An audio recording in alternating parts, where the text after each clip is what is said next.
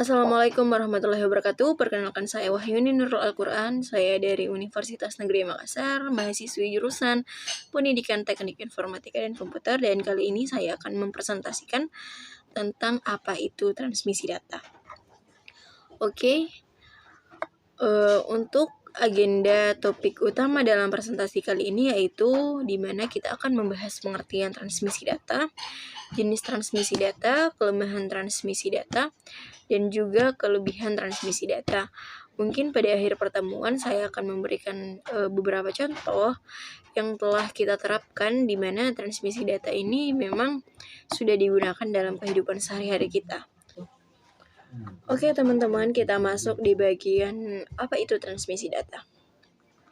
Transmisi data adalah proses pengangkutan informasi dari satu titik ke titik lain di dalam suatu jaringan. Setelah itu, komunikasi data adalah proses pengiriman dan penerimaan data atau informasi dari dua atau lebih device yang seperti komputer, laptop, printer, dan alat komunikasi lain yang terhubung dalam sebuah jaringan. Transmisi data atau kita biasa sebut dengan pemancaran data adalah transfer data, bitstream, digital, atau sinyal data analog, di mana hal itu melalui saluran komunikasi point-to-point atau point-to-multipoint. Dalam jenis media transmisi data juga itu ada beberapa, di mana dia itu ada yang namanya twisted pair cable, coaxial cable, fiber optic atau kabel fiber optic, di mana ada juga gelombang mikro, satelit, dan inframerah. Selanjutnya ada yang namanya transmisi sinyal digital. Transmisi data sinyal digital ini adalah jenis-jenis dari transmisi data, di mana dia terbagi dua. Yang pertama ada transmisi data sinyal digital dan yang kedua ada transmisi data sinyal analog. Transmisi data sinyal digital adalah sinyal yang sifatnya pulsa, terputus-putus, dan terjadi perubahan tiba-tiba di antara bagian-bagiannya. Sinyal ini merupakan serangkaian pulsa tegangan yang ditransmisikan melalui suatu media kawat, dan sistem komputer juga bekerja dengan sinyal ini. Berbeda lagi dengan transmisi data sinyal analog, di mana transmisi data sinyal analog adalah suatu upaya mentransmisi sinyal analog tanpa memperhatikan muatannya. Sinyal-sinyalnya dapat mewakili data analog atau data digital. Untuk jarak yang jauh dipakai amplifier yang akan menambah kekuatan sinyal sehingga menghasilkan distorsi yang terbatas.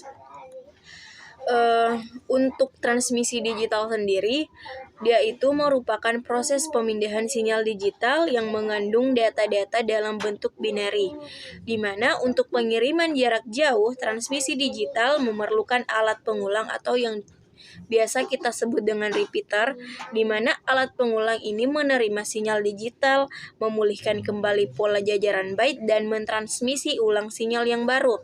Oleh karena itu, redaman ini dapat diatasi. Untuk contoh sinyal digital, itu berupa teks atau karakter string, di mana informasi ini akan disajikan dalam bentuk teks dikarenakan manusia akan lebih paham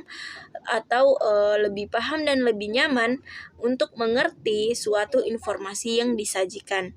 Oleh karena itu, data binary yang awalnya kita transmisikan ke dalam sinyal digital itu akan diproses kembali agar ditampilkan dalam bentuk teks.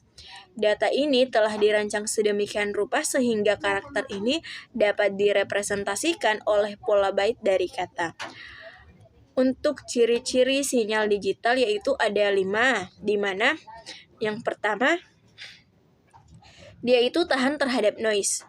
Yang kedua, proses regenerasi dilakukan bagi signal yang diterima.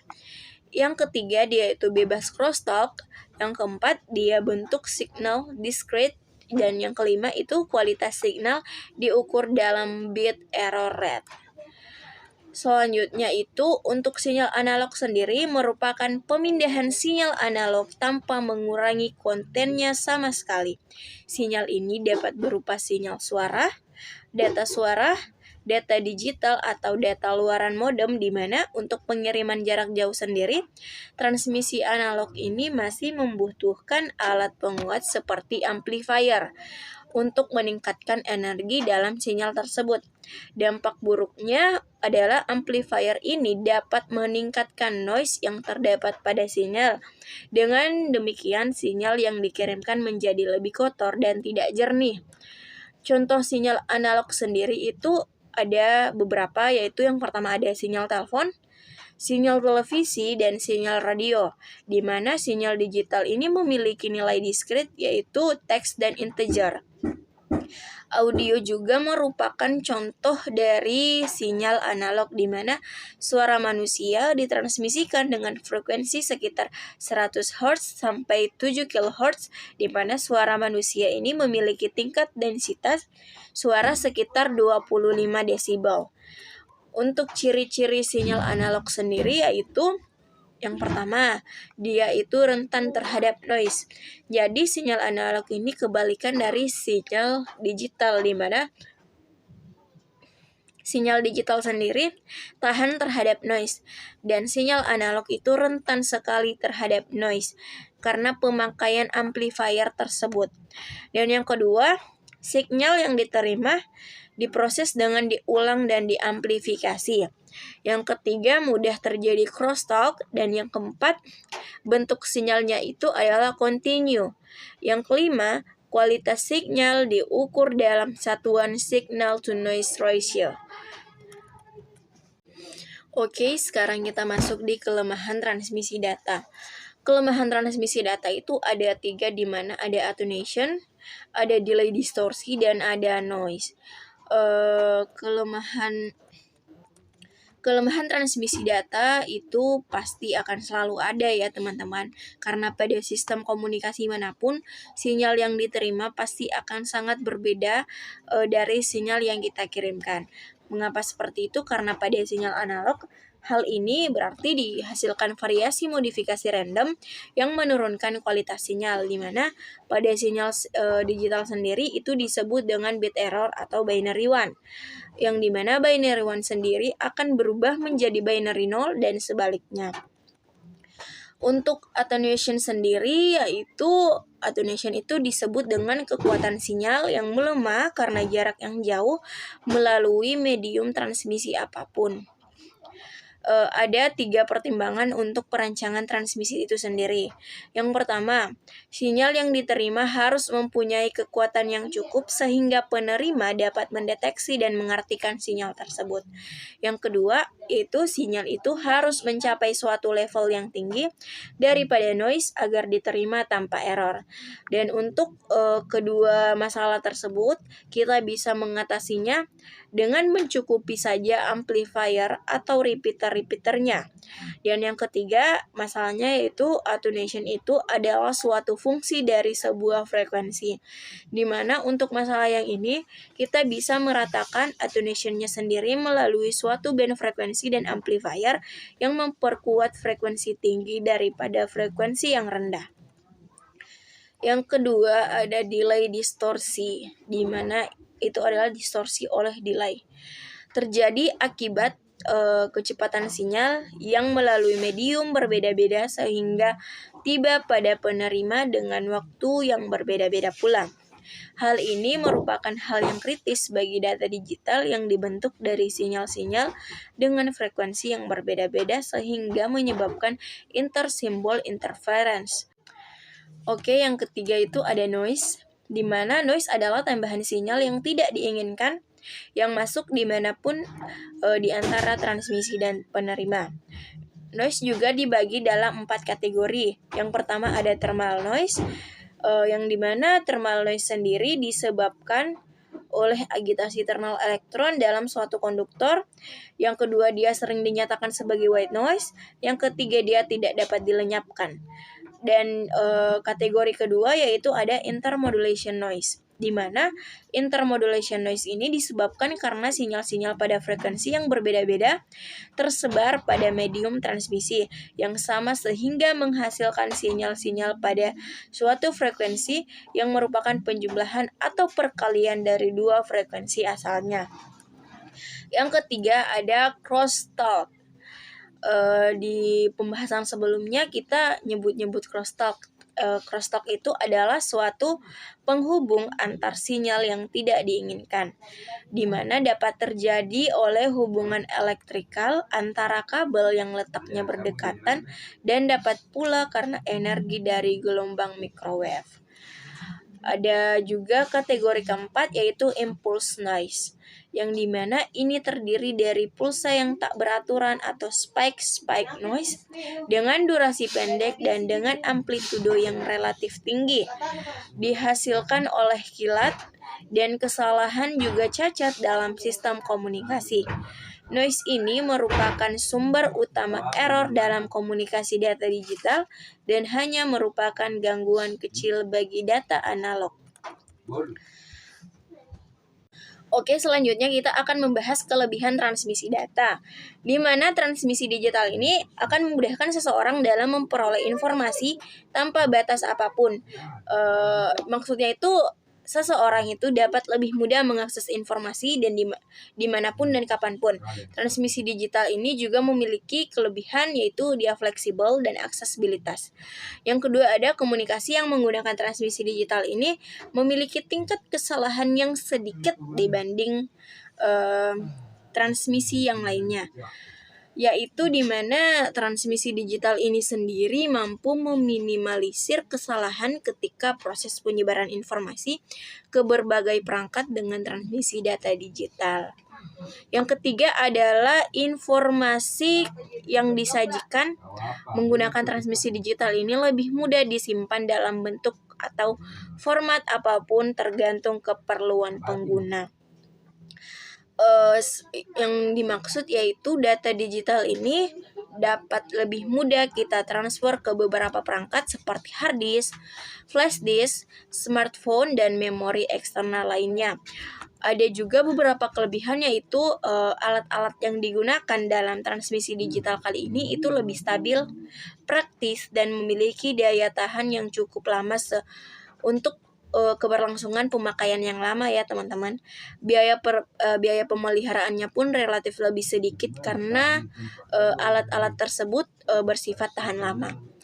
Selain itu, transmisi digital sendiri menyediakan kapasitas penyimpanan data yang besar karena kapasitas penyimpanan tersebut disimpan di jaringan internet atau dunia maya, di mana perangkat kita tidak akan terbebani dengan kapasitas data yang besar. Kelebihan transmisi digital itu pula yang menjadi keunggulan utama untuk para perusahaan dan lembaga yang memiliki data-data lebih banyak karena bersinggungan dengan masyarakat luas. Untuk contoh penerapan transmisi data sendiri, yaitu yang pertama ada internet yaitu dapat menemukan informasi dengan mudah. Dalam kemasyarakatan sendiri, internet itu bukan lagi hal asing untuk digunakan oleh masyarakat. Internet dapat kita akses dimanapun dan kapanpun selama kita memiliki sinyalnya. Dan yang kedua itu ada telepon seluler, di mana sering kita sebut dengan smartphone atau handphone, di mana dia memungkinkan pengguna saling mengirim informasi menggunakan gelombang radio. Telepon seluler sendiri itu berguna untuk mengirimkan suatu informasi dalam bentuk data, video, foto, dan lain sebagainya. Yang ketiga ada email. Pengguna dapat mengirimkan pesan kepada orang lain dengan menggunakan jaringan internet. Untuk sekarang email sangat-sangatlah dibutuhkan dalam masyarakat, apalagi kami sebagai mahasiswa.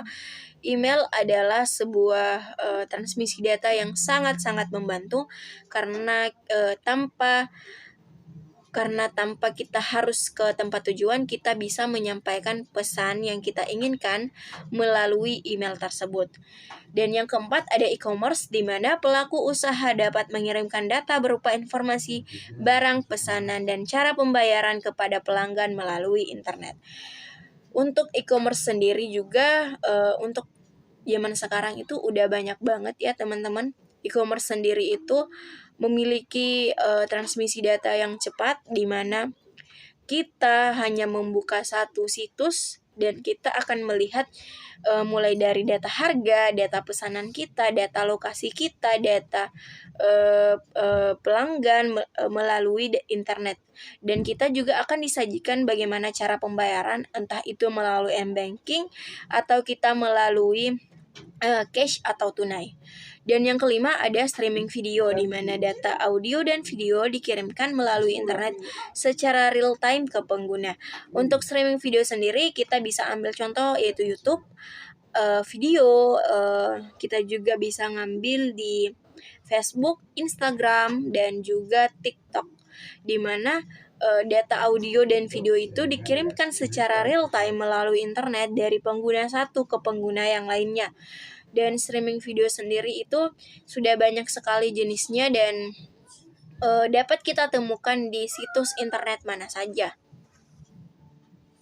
Oke, terima kasih. Mungkin ini adalah akhir dari video saya, di mana kesimpulan dari video saya tersebut yaitu dari itu semua bahwa data analog dan digital mempunyai perbedaan yang begitu signifikan, yaitu data digital itu jauh lebih berkualitas dan fleksibel kalau dibandingkan dengan data analog sendiri, dan itu semua terbukti dengan pengiriman data analog yang terus-menerus dan memakan arus yang lebih tinggi. Sedangkan data digital, proses pengirimannya dapat kita gunakan melalui bit rate, yaitu data 0 dan 1, maka proses pengiriman datanya akan lebih cepat kalau dibandingkan dengan data analog. Mungkin itu saja yang bisa saya sampaikan pada presentasi saya kali ini. Lebih dan kurangnya mohon dimaafkan. Terima kasih karena telah menonton video saya dari awal sampai akhir. Jikalau ada pertanyaan, bisa kirimkan ke email saya yang akan saya cantumkan di bawah. Terima kasih sekali lagi. Assalamualaikum warahmatullahi wabarakatuh.